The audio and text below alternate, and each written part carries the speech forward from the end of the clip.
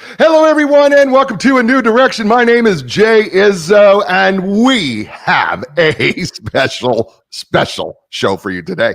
I'm going to tell you something. Look, I know that there are so many of you that are in that mid to upper level management area, and some of you have become redundant, and also, or maybe you're trying to make a pivot and maybe find something else to do.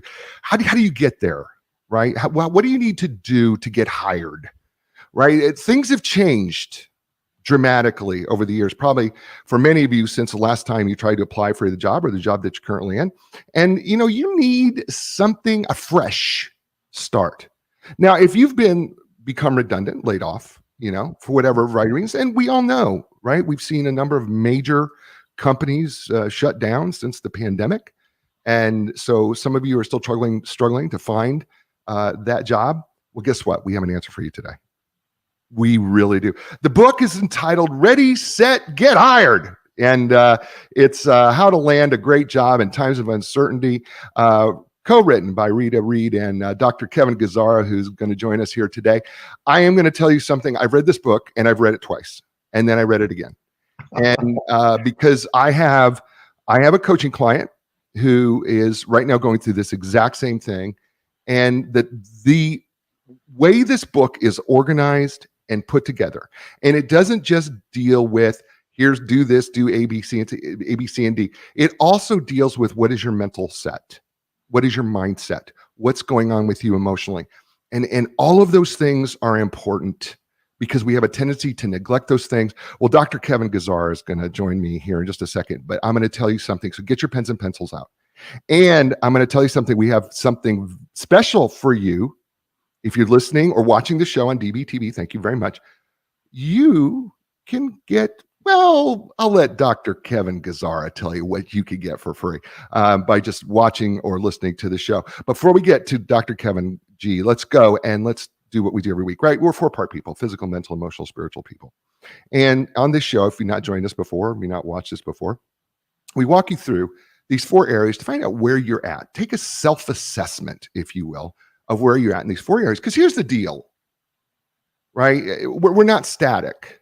I worked out today, and as I do most days. And, the thing I've learned is that I've aged, is that things just get a little harder.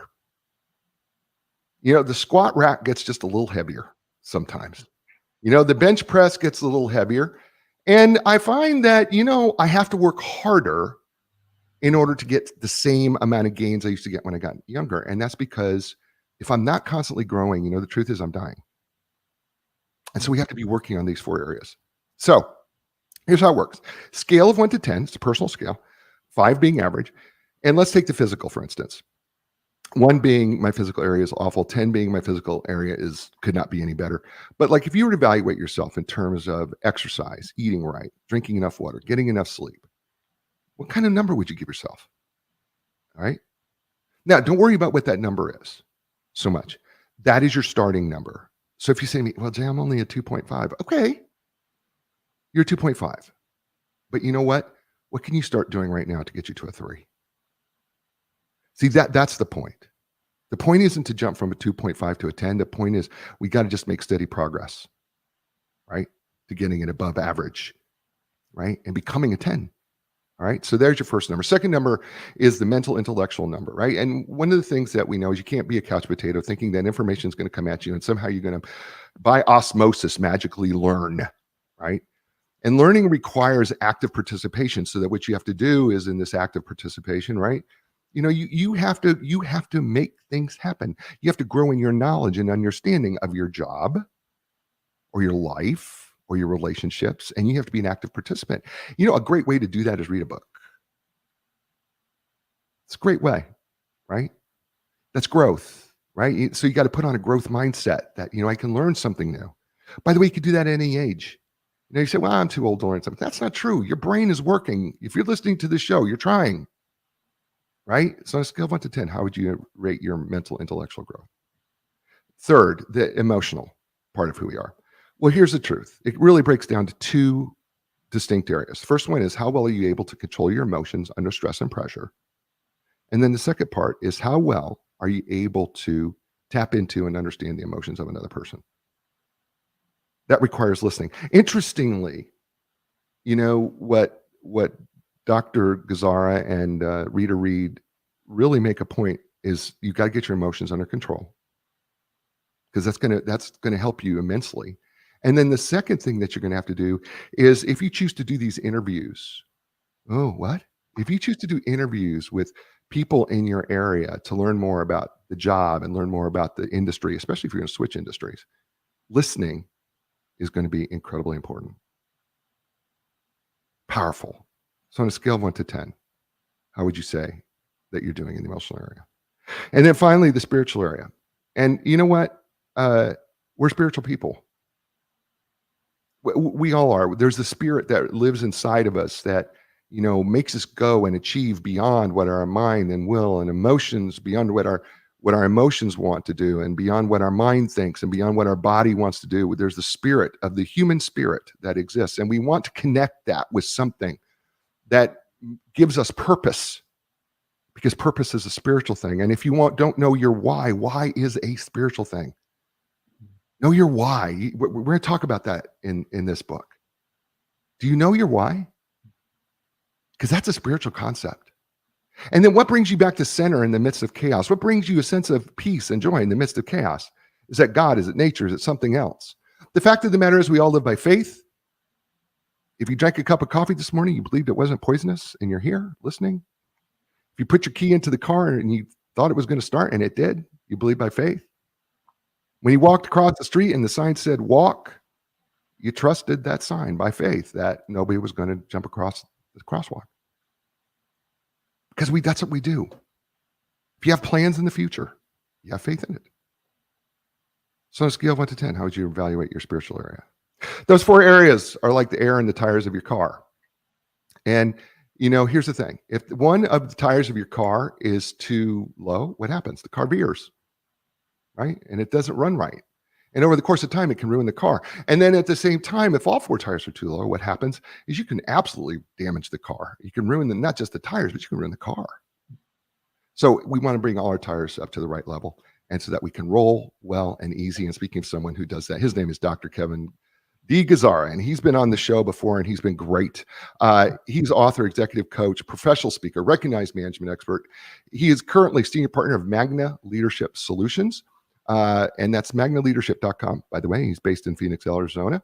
He has spent 30 plus years developing leaders in the corporate world, where he retired from Intel Corp after 18 years of service. In addition, he's been a faculty member of 6 universities, teaching leadership, organizational behavior, marketing, business strategy. And now he joins us to help us learn how to get hired with his latest co-authored effort called Ready, Set, Get Hired. And you can connect with him just by going to kevin@magnaleadership.com, and he'd be willing to chat with you. I know he would. So ladies and gentlemen, please welcome back to the show. And welcome back. I'm certainly not going to be the last time, but welcome back to A New Direction, Dr. Kevin Gazzara. Welcome back. All right, Coach Jay, thank you so much. It's always encouraging when you do a podcast with someone and they invite you back. So you have to believe either you're desperate for people or I did something right in the first session. The Book of Oz, the Oz was so good, and I told you that for the show. I love the book, and so I know how you write, and I know how you think, and I love your insightfulness. And so, yes, no, I was absolutely, and I'm not desperate for. I'm not Right. for people, because I turn down more books now than I can actually take to do this show. Let's just start right off in the preface of the book, because both of you ask a question, and you say, regardless of the crisis as a job seeker, you must ask yourself, what is your overall plan to thrive in this new environment? And when you asked that question, what were you thinking as you were trying to speak to the job seekers? Well, when we wrote the book, so I wrote the book with Rita Creasy Reed, and I have to give Rita most of the credit. She did the heavy lifting. I helped her do the outlines and do the edits, and do the refocus and really make sure that the book spoke to the people that we wanted it to speak to. And when we wrote it, it was during the pandemic, and what I was seeing during the pandemic, Jay, was that there were people that were getting downsized or the work went away, and they were just reacting, right? And one of the reasons up front is I looked at those situations as an opportunity rather than as a threat, Mm. right? So I thought there were a lot of people that had called me. I have quite an extensive following from a social media perspective. But the other thing is, since I've been teaching in the university level since 1996. And many of my students still, I guess, revere me as a good professor, so they stay in touch with me. And actually, Rita was one of my master's graduates in sustainability leadership from Arizona State. So she and I had stayed in touch when she got downsized during the pandemic. She called me and she said, "Hey, I know that you're always full of really great ideas. Um, this is the situation." She was in oil and gas at the time. And she said, "That's my background and I really need to do a pivot." And that's where we started talking about the importance of purpose. Because I think too many people react. They're like, "Here's what I've done. I got to find another job just like that." And I said to Rita, I said, "Let's figure out what you really want, what the purpose is, what drives you." And her passion was around kind of sustainability. It's helping with climate change, and dealing with global warming, and really getting organizations, particularly as she came out of the oil and gas industry, she saw the damage that was doing.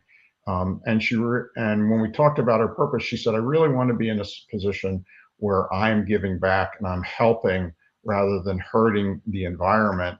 And if I can do that and make money at it and enjoy my job and really feel like I'm making a difference, then it's a good place to be." So what I said, "Well, that's great. What we want to do I'd love to do you need to figure out how to do this."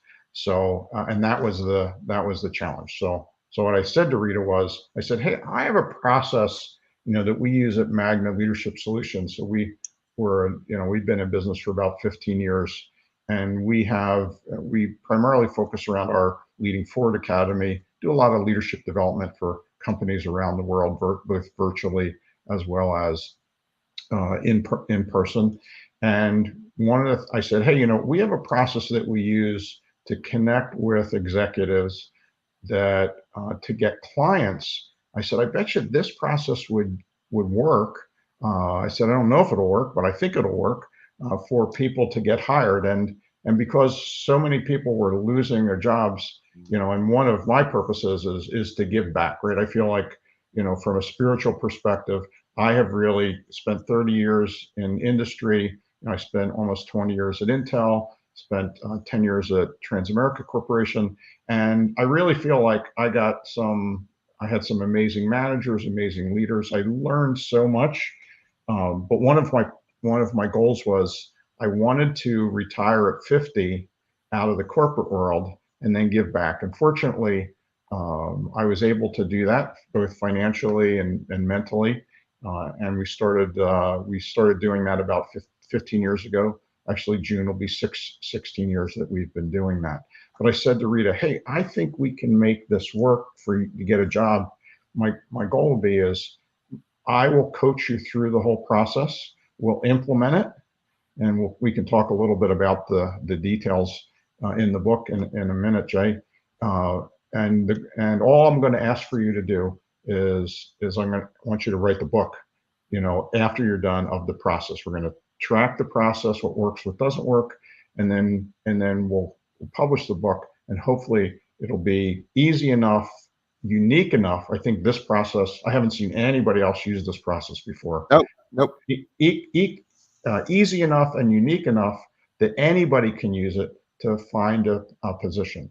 And if we can do that, then I think you've met your purpose, which is really giving back and making the world better. And I'm meeting my purpose as well. So that's what we did, and we started on the journey.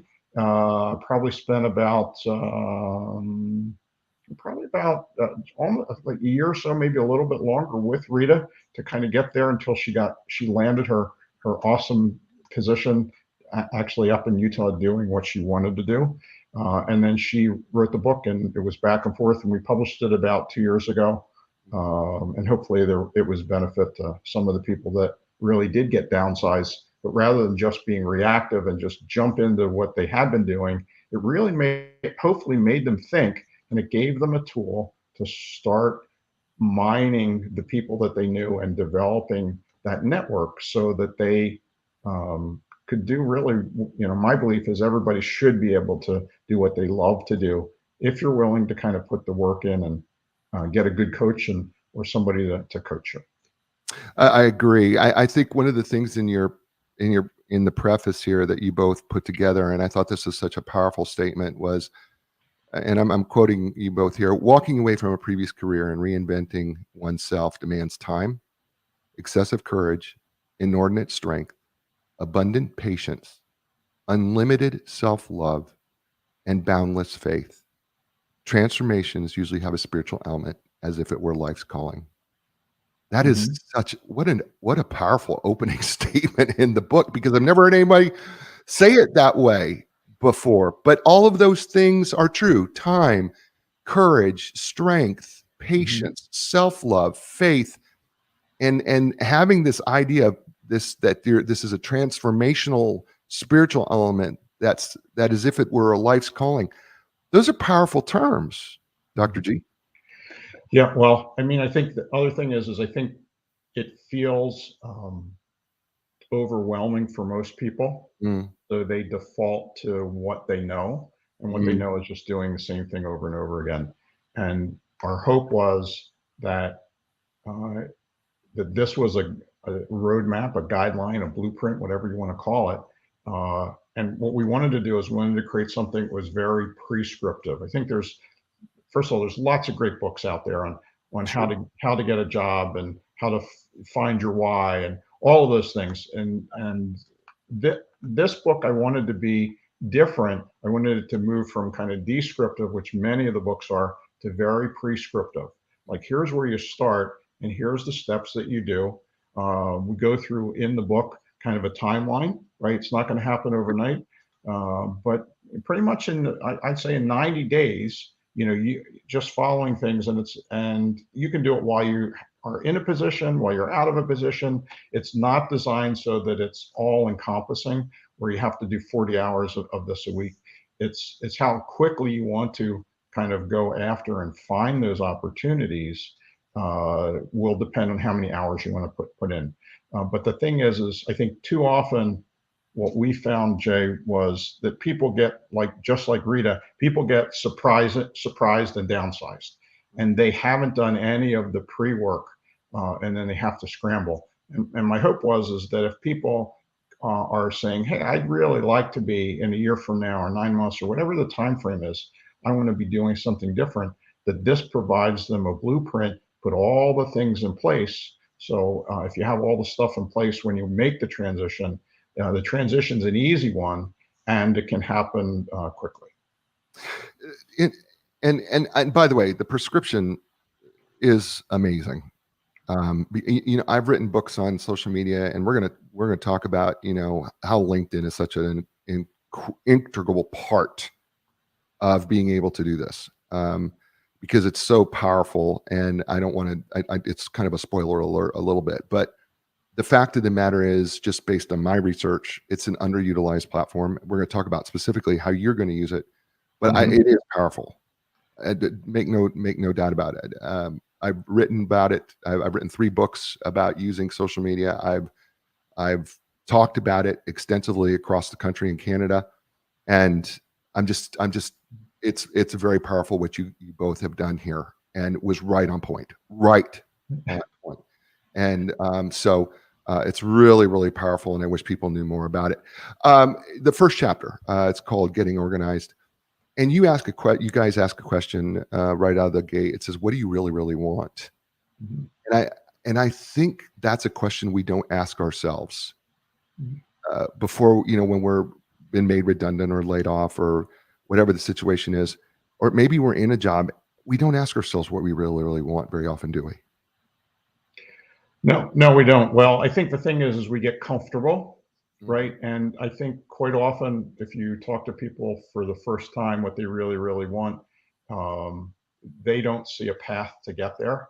So they've put their dreams on hold, Mm-hmm. right, or aside, or abandoned them, and they have to just do the work so that they can make a living, and they live for the weekends.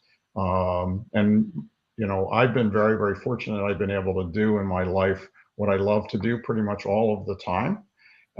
And I have this maybe unrealistic situation that other people can be in the same mindset. The thing is it takes a little bit of work. And one of the analogies that I like to use with people, that when I'm doing executive coaching or coaching them, to get a job, because I've used this process to help other people get other positions other than Rita, is that I think people fall into one of two categories.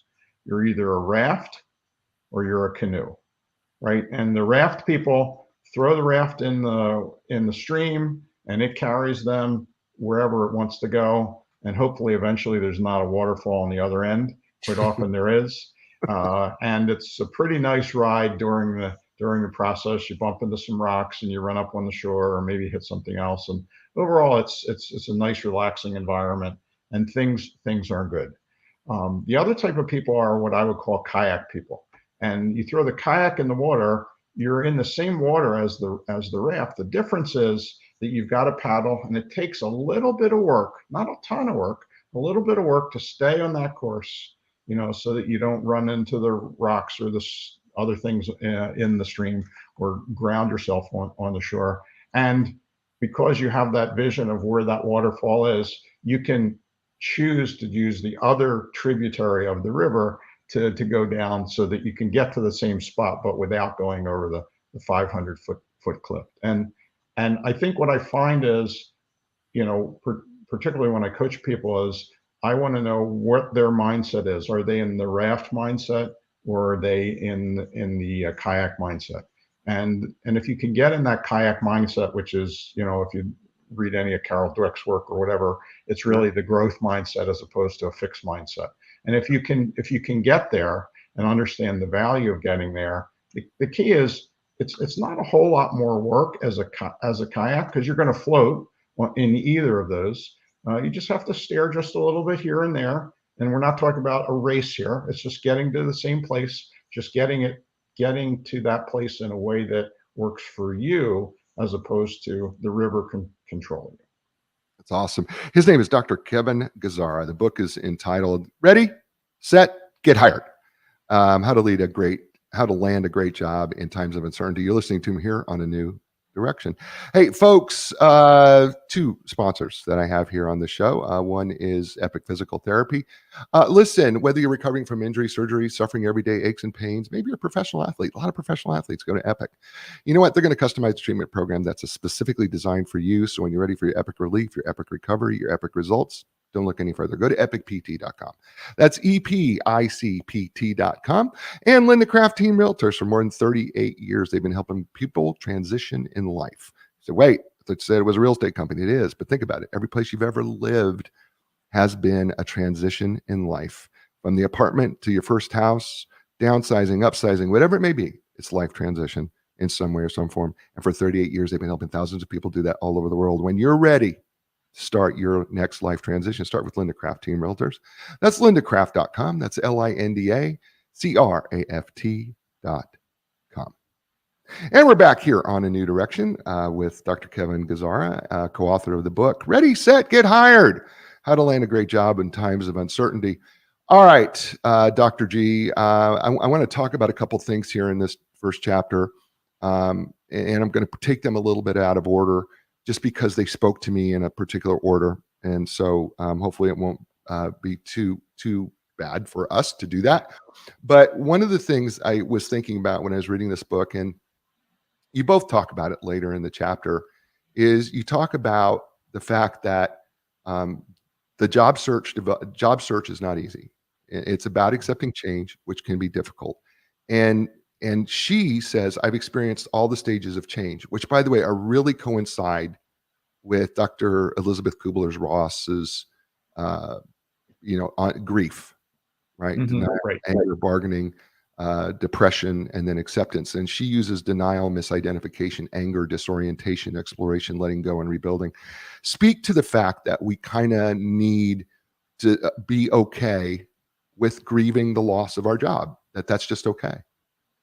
Yeah, it's absolutely okay. In fact, you want to do that, and the key is you want to take from that. You kind of want to do a kind of an analysis, or actually, you want to do an analysis of what you loved about the job, what you didn't love about the job, and what was missing from the job. And if you really focus on those three areas and do a really good analysis, and it's using the four vectors that you're talking about as well. It's making sure that that from an emotional perspective, a spiritual perspective, a cognitive perspective, all of those, using that to kind of evaluate where you are and where you want to be. It's a great opportunity for you to do that if one, the job has gone away, two, if you've already kind of mentally checked out and and the job will go away, or ultimately if it looks like things, particularly now in the tech sector at the moment. I think this book is incredibly valuable for anyone in the tech sector, because I think many of them got surprised, right? I mean, Yes. they came in and voila, 10,000 people are gone. Yeah. Man, that is a major hit. And I bet you all those people are doing great work. Business is business, and you have to stay focused and you have to stay profitable.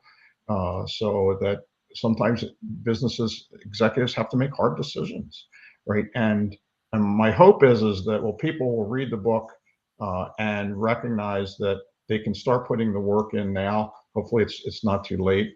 And the best time to read the book is now, while you have a job, to get your mindset, start thinking in the future. And if you can do that, I think you're going to be pretty well set up so that you have better opportunities.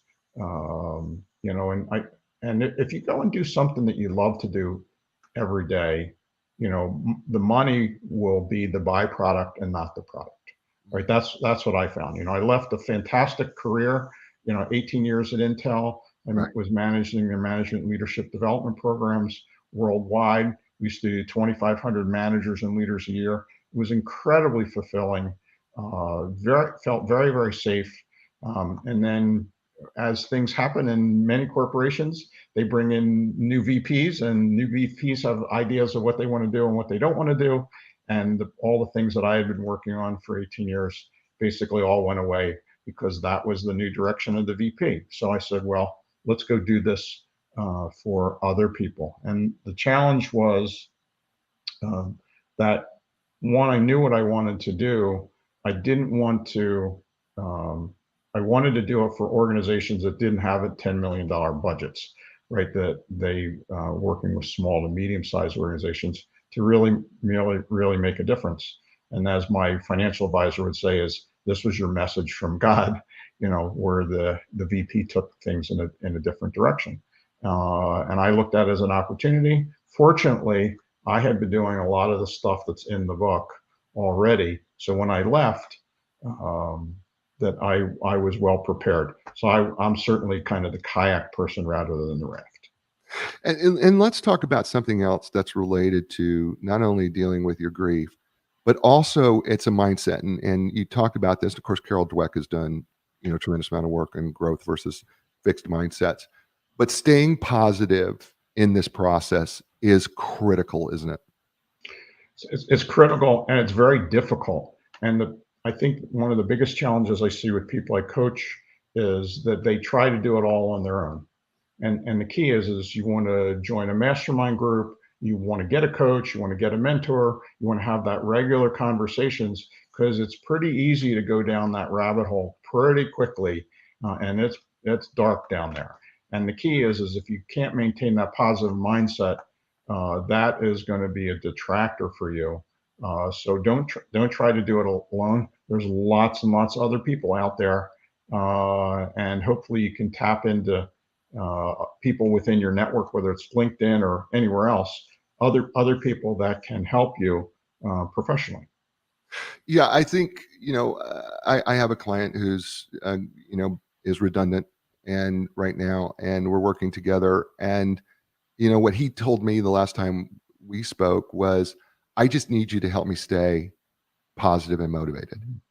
because he said, I could, and it's true, right? I mean, you can spiral down when you get rejected after rejection after rejection. You can spiral down. We never spiral up, do we, Dr. G? We only spiral down.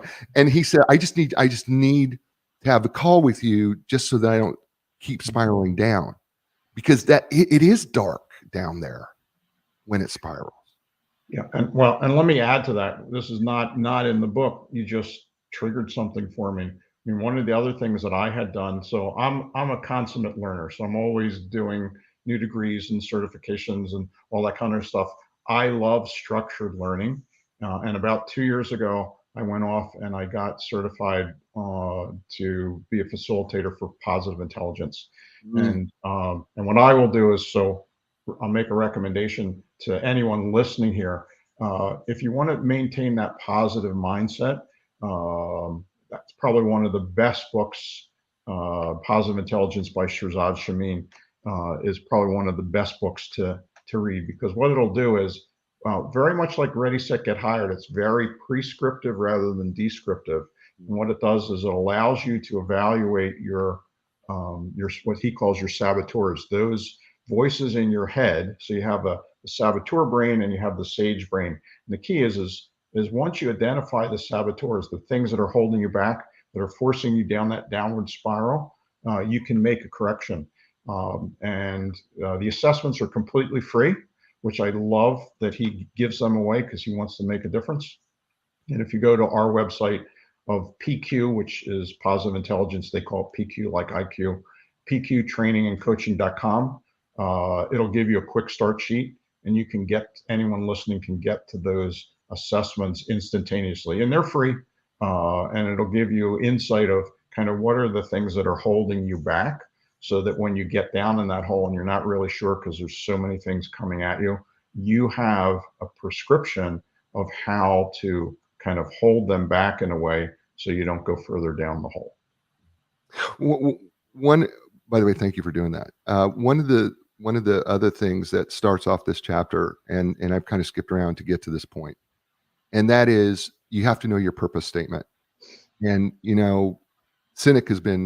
Simon Sinek has been big about knowing your why, and I think we all know that. But you say you've got to begin with your purpose statement for your career, because you say fulfillment is not an outside-in job; it is an inside-out job. That means your fulfillment generally comes from giving service by helping people and organizations. So help people understand why that is so important to find your purpose statement.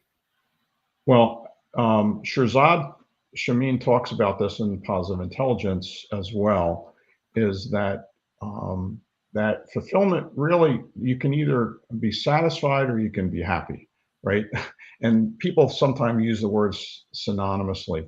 And to really get happy, and what they found through lots and lots of research is to really get that full sensation, not just quick satisfaction of, oh, I got the check off on that and I accomplished that. Truly to be happy is you have to make a difference for someone else. That it can't just come from focusing on you. It's not me all the time. And the more that you give, the more that you get. And a lot of people don't buy into that initially because they haven't tried it, or they haven't had a measurement system that reinforces. They have what I call, they have the cause and effect system, right? Well, I gave that to someone, they didn't do anything for me, so why should I be doing it again? The problem is they're not taking a long enough time for the measurement. Ultimately, I've had people that have called me. God, I just talked to someone that I hadn't talked to probably in over 20 years, and she said, I just wanted to let you know, when I was working for you back at Intel, you did one thing that completely changed my life. And like, I had no idea.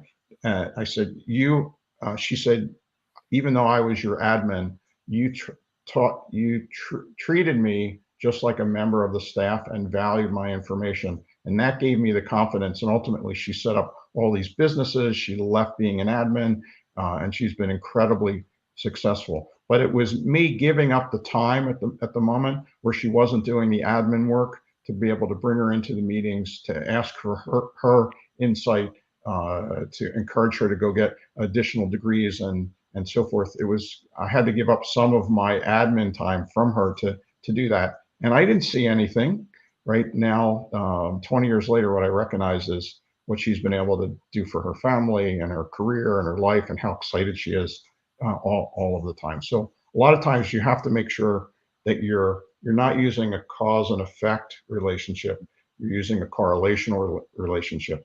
And sometimes the feedback doesn't come. You have to have, like we started the session today, you have to have faith that you're doing the right thing. And if you're doing the right thing, I've always been taught, from at least from my upbringing and my parents, is that things will come back to you. May not be immediate. Right. They will come back to you. No, listen, you're right on this. I tell people all the time, everything that comes out of my mouth, or anybody's mouth for that matter, we are either a positive influence or we're not on others. Mm-hmm. And how we treat other people. Are we inclusive? Do we treat them do they have safety with us? Do they know that it's safe with us? Do we give them the power of safety that they can speak openly? Do we put them in positions where they can be empowered? Right? We all have that power within us, and we don't, and you and I don't often see, sometimes we do when we're coaching people on one-on-one, we do, but sometimes, like we're speaking to a group of people, we don't often get to see or even hear stories of something that maybe we said, which is part of my purpose, is to make a positive impact on this world through the gifts the God-given gifts that I've been given, and to help people change and find a new direction in their life or their business or their career. And I get it that it's so important, and anybody can do it. You influence somebody. We ultimately do, and that's powerful. I want to just say though that I was speaking to a group of pre-retirees to retirees, and I do this talk on purpose.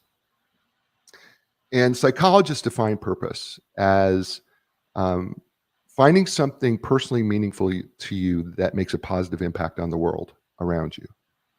And I think one of the things that you just said there was so important, is that oftentimes we get so focused on, I've got to make X number of dollars. I have to do this. I, me. And what happens is we don't sit down and go, well, what is personally meaningful to me that's going to make a positive impact on the world? And we ultimately miss that purpose. Mm-hmm. And you have a purpose discovery exercise here that people can take advantage of that actually is really, really powerful. I mean, you ask a series of about 7 questions here, mm-hmm. 7 or 8 questions. What are you good at? What are you best? When you're at your best, what are you doing? When you look at your calendar, and and this is part of the prescription, is you've got to walk through this exercise first. Talk about the power of the exercise. Yeah, well, the key is, so my background is in, I did my undergrad in engineering and business. And so I'm a very analytic thinker, right? So that's one of the things. And I always believe that if you can get the right tools to help structure your thoughts, you can find amazing things. And I think that's why I love the prescriptive process. Right. If I can give you the prescription. So really what I'm doing is I'm giving you a prescription so that you can get to a description of what you want to do. And too often people just give you the description. Well, you need to think about what you want to do. The challenge is many people don't have an overly analytic mind of like, how do I structure that in a way where if I put all the things in the funnel, I get this out of the bottom. They see them as all independent pieces. And this is designed to get people to think in a structure that typically works for just about everyone. I mean, you can take the questions in any way what you want. The key is to really think about them and think about them, beyond just profit and really purpose, right? And if you can do that, I think one of the things that I do as an executive coach is when I first do our first meeting is that my role here is not to give you what you want. It's to identify what you need and help you identify what you need. Because what people want is they want just tell me what to do. The book is really designed to help you, to tell you what to do so that you can determine how to do it, right? It's not how the final, it's really the elements I need to put in place so that once I get into that position or I get those clients, that it's really much more descriptive for you. But you have to have the prescription first. Otherwise, you're not going to be able to get to that point where you can make that decision in the kayak of, do I go to the right tributary or the left? That's beautiful. His name is Dr. Kevin Gazzara, co-author with Rita Reed on how Ready, Set, Get Hired, how to land a great job in times of uncertainty. The book's outstanding. We're going to coming into the last section of the show. We've got something special for you in regard to this book, but we're going to be right back right after this. Hey, folks, Epic Physical Therapy. Did you know that they offer the most top-of-the-line advanced equipment like the Ultra-G anti-gravity treadmill, the Normatec compression sleeves, Game Ready, my favorite. That's just a few. Listen, they're certified in the most cutting-edge treatments like blood flow restriction therapy, dry needling, cupping, and that's just a few. So listen, when you're ready for your epic relief, epic recovery, and epic results, don't look any further. Go to epicpt.com. That's EPICPT.com. And then there's Linda Craft Team Realtors, right? For more than 38 years. Look, they've been helping people transition, but you know what their customers say about them? That they're the legends of customer service. Her first client from 1985 still comes back to see her today. That says something, doesn't it? It says that, you know what, is that she's been able to maintain relationships over the course of those 38 plus years. Folks, if you're ready to make your transition and you want somebody who really is going to make it much easier, take the stress out of it, and help you with your home selling or home buying needs, start with Linda Craft Team Realtors. That's lindacraft.com. That's LINDACRAFT.com. And we're back here on A New Direction with my friend, Dr. Kevin Gazzara, the book, Ready, Set, Get Hired. I want to do it like a football quarterback, honestly, but I'm not going to do that to you. One of the things that you say here is understanding that your skills are transferable. Mm-hmm. And a lot of us, I think what happens is we get caught up into the idea, well, this is the job that I've always done. And we don't think about that the skills that I have there are absolutely transferable. And you kind of have to build out this personal experience map. Help us walk through that a little bit. Well, I think, there's lots of skills that everybody has, right? You have technical skills, you have people skills, you have emotional control skills as well. And I think too many people think about, well, I know this industry, I'm really good in real estate. And now I want you to move into physical therapy, or I want you to move into something technical. Like, oh, I can't. How can I do that? I have no knowledge in there. And the question is, what do the clients want what do the people you're going to work with need in order for you to be successful? They need to be a good communicator. Well, of course. They need to be able for you to be accountable. Well, of course. Do they need to have you be able to have some analytic skills to be able to diagnose some problems? Of course. Now, the thing is you want to make sure that you don't get stuck in that context and realize, hey, if you talk to people in different industries, they will tell you the same thing, right? People get hired for skills, and it doesn't have to be just kind of the technical competencies. It's really much more than that. But they get fired for all of the soft skills Right. that you can develop in a previous industry. So I think the key is you want to hire for talent and you want to train for skill, right? And that's one of the things that I get when I'm coaching someone is that, hey, I can learn this other kind of stuff. And by the way, if you are doing a massive change of industry, I mean, I went from focusing on heavy, big equipment for utilities and oil and gas turbines and compressors to computer chips, right? Completely different. But I knew how to set up organizations. I knew how to manage people. I knew how to do analytic thinking. I knew enough about technical things so I could easily understand that. So I had to convince them that the soft skills that I was bringing over and my passion, right? My passion at that point in time, the reason I made that change was because I loved computers, I loved graphics, I loved video. And when Intel had bought the digital video technology from RCA Labs, 1988, it brought all the three things together that I love to do. And that's probably a whole nother story, for a different time. But the thing was, I saw the transferability, and because I had the passion there, even though I wasn't working in the industry, I had done my homework and I had learned a whole lot. And back in 1988, we didn't have the internet. So I had to do a lot of books out of the library, hard copy kind of things, Yep. talk to a lot of people, partner with people to get coached. Today, if you want to change industries, you can pretty much become an expert even before you start. And if you have that passion, you're a continuous learner, you've got that growth mindset, you can get there. And if you develop the soft skills, the stuff that gets you either retained or fired, boy, you're in good shape. Yeah, you nailed it. You just nailed it right there. I'm moving to chapter 2 because we should move on at some point. Chapter 1's so good. Chapter 2 is entitled "Getting Centered: The Online Application Myth."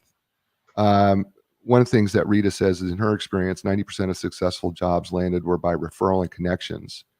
And according to Harvard Business Review, 50% of hires come from referrals. And one of the hard facts that she came across was that only 2% of resumes actually ever make it into the hand of a recruiter. Yeah, there's too many people that I've coached that have this dependency. I had one guy I was working with pro bono, and he had been looking for a position, a very senior level HR person. He'd been looking for a position for about 3 to 4 months, no bites. So I said, "What are you doing?" And he went through the normal process, right? I go online, I apply, and wait, right? And that we know that doesn't work. So I said, "So what are you going to do to correct that?" And he said, "Well, I'm just going to do twice as much of what I'm doing at the moment." And I said, we'll see how that. I'm not going to recommend that. I'm going to recommend this other process. Unfortunately, he didn't take the other process they want. So you have to be able to be open for something different. You can't be doing more of the same kind of stuff and expect different results. I think that's the definition of insanity. So the thing is that you have to be able to get somebody to help you, right? And the second chapter and the rest of the chapters in the book talk about how do you do that, which is really making those connections with people, developing connections, and being able to demonstrate your expertise so that you're attracting people. But just having that dependency of online, it's going to take a really long time, if ever. And you're going to miss lots and lots of opportunities. Many of the times, the positions that you're going to get don't exist. Right. Matter of fact, you quoted. There's a quote here that's 80%. That 80% of the jobs aren't even advertised. Right. Yeah. And then this becomes where your referral network and the connections that you make become critical. They just become critical, and yet people are still trying to go, well, I'm going to just. I called it the scattergun approach. You don't call it that, but yeah, the shotgun approach. Yeah, I mean, where people are just throwing. It's like throwing spaghetti up against the wall to see if it sticks. Right? I'm just going to shoot my resume out to 100 different places. Hopefully, somebody's going to get it. But you know what you're probably doing is getting 100 rejections. Right. Whereas if you had a referral network and you were starting to work that referral network, is what you're saying in this book. Yeah. Is that you're shortcutting the process greatly if you'll focus on that first. Well, and the big thing is what you need to do is you need to figure out what the need is of the organization, more so than what open positions there are. If you can figure that out, if you can figure out what their pain points are, their gaps. I'm not making enough sales. I'm not, like Rita did, I'm not really, people aren't looking at my company in a very positive way because we don't do the sustainability stuff, that we're not giving back, that we're hurting the environment, that that position didn't exist. It's like this is what I can bring for you is that talent, regardless of what the title is that an adder for you in your organization that would help your organization grow. Because, like I said, we say in the book, a lot of the positions don't exist. The key is you have to figure out where the pain points are, and that's what the book does. The book is designed through the rest of the chapters of building your network and giving you that secret sauce, which is in the book, Yep. about how do you get the people to talk to you in a way where you're not selling them, but what you're doing is you're kind of igniting this idea of, oh, I never thought about that. I'll get back to you, or let's have an additional discussion. That's the biggest challenge that we saw, and that's kind of how we came up with this process that's in the book. Is that getting a conversation? Most of our leadership academy, which is a 6-month program, is relatively expensive, and we do it for intact teams and organizations. Or not intact teams, we do it for organizations that have teams. It doesn't have to be the same team. And one of the things that we found was, getting in front of an executive to pitch that so that they can recognize what would be possible to kind of fill their gaps. The thing that our programs fill, the biggest gap is retention, right? The problem is you want to hire and retain the best people, and usually you get to this point where people are going out the door faster than they're coming in. That's usually a good indication that something needs to change. And our challenge was that you need to be able to get in front of the decision makers, and just sending notes out to people in your LinkedIn network or any of your networks, just doing that, very, very difficult, if not impossible. In Ready, Set, Get Hired, as you know, because you've read it, there's an alternate way to do that. We tested it out. I wanted to talk to people about our programs, no selling, just an idea of gaps that it could fill to help them, right? Once again, it's giving back. It's a servant leadership mindset that I couldn't pitch it that way. Our approach is get people, and all the scripts are in the book, as you've seen. Get people so you can talk to people and use them to provide you expert quotes for articles that you're writing. And if you write that and you quote them and you make them famous and you make them look really good, ultimately what they do is they'll do the marketing for you. And that's a whole lot better than spending thousands of dollars on Google ads and Facebook ads and LinkedIn ads and so forth. So the key is it's giving back. It's making sure that you're taking that correlational perspective rather than the cause and effect. Well, I did 2 of these and I haven't gotten hired yet. It's going to take much, much longer. So if you can do that and you can follow the process in the book,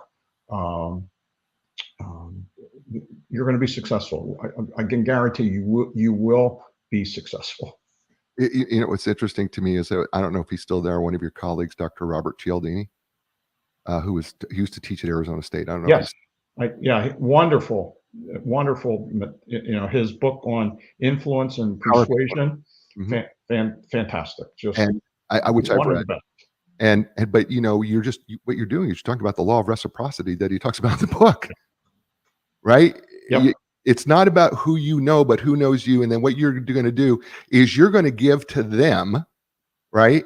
And reciprocity comes back around. It does. You just have to have the faith, because most people want the reciprocity as a cause and effect, and it doesn't work that way. Right. And it just doesn't work that way. This is why I think your system is so beautiful, is because when you're getting started, you talk about networking is not about who you know, it's about who knows you.